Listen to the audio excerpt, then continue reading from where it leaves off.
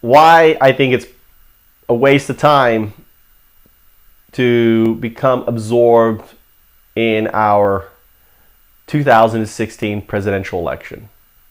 It's a waste of time to be caught up in all this media, this ludicrous sideshow that we call politics. It's a waste of time because ultimately the victors of these politics are the ones that can raise the most money. And where this most money comes from is not from individuals like you and I, but it's being orchestrated by politicians. It's kind of like the products that do the best are the ones that can market the most, and the ones that can market the most are the ones that have access to most capital. Now, ultimately, there are flukes, and we saw Obama as a fluke who got into the White House via social media. And the thing is even though he campaigned on this idea of change, nothing changed. Nothing. And even though we love Bernie and we want Bernie in power, and let's say we do elect Bernie. Let's say he does.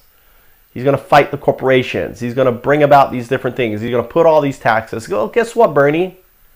You have to get the support of both the House and the Senate behind your ideas. And neither of these corporately owned, corporately bought institutions are going to support your radical ideas. Even though I support them, I believe in them, I believe in you, I know you're doing the right thing. Unfortunately, we need 100, 200 more Bernies in each of the houses in the Senate. And unfortunately, we don't have that. And we won't have that. So voting for Bernie is a complete waste of time. Even though I admire the guy, I think he's amazing. His track record and everything speaks for itself. People call him a communist. He's not a communist. He's not a socialist. He sees the problem for what it is. And he's trying to bring about the change. And he's trying to tackle complex problems the same way Carter did.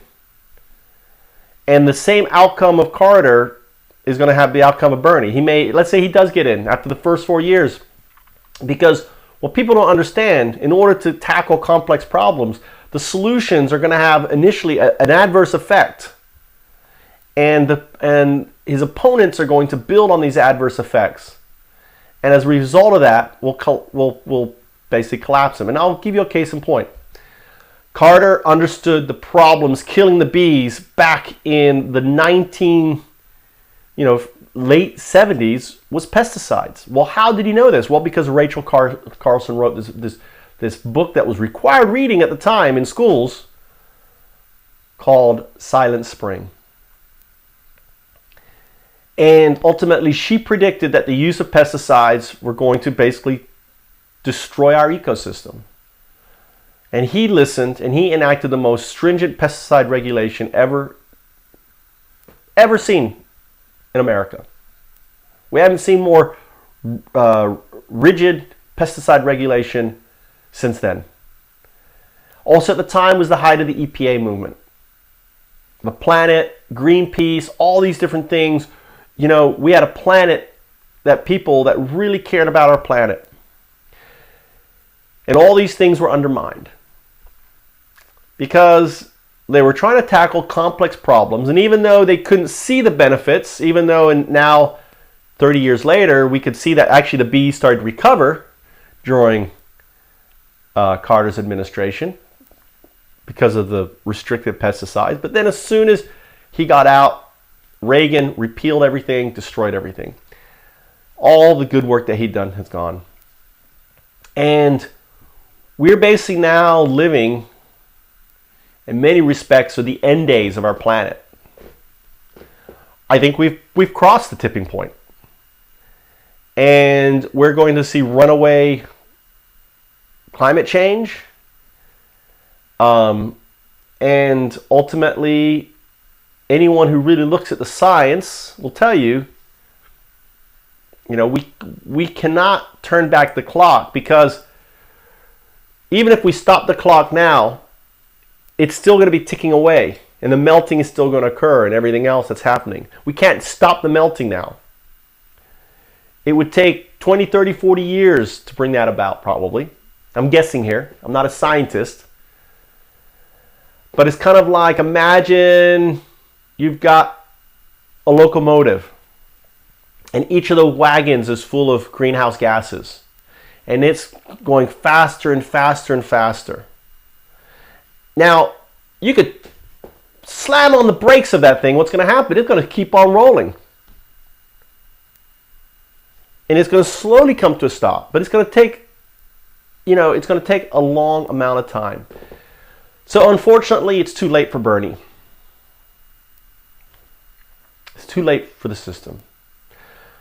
Because our system is inherently broken. And unless we change the system, there is no hope.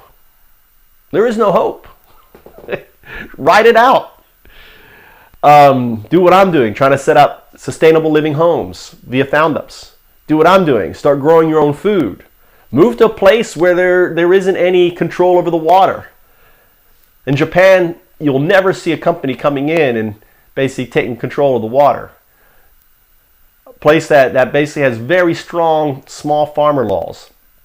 Large farmers do not have, and never, in my view, will never have a say in Japan's government. GMOs and other things, free. You have to start moving to a country and places where ultimately corporations don't have a hold, that don't control the politics. England, somewhat. They have caps on how much can be spent on elections, for example, and other things. Bunker down. That's what I would suggest to do. Sorry, Bernie. I love you, but ultimately, electing you is a waste of time.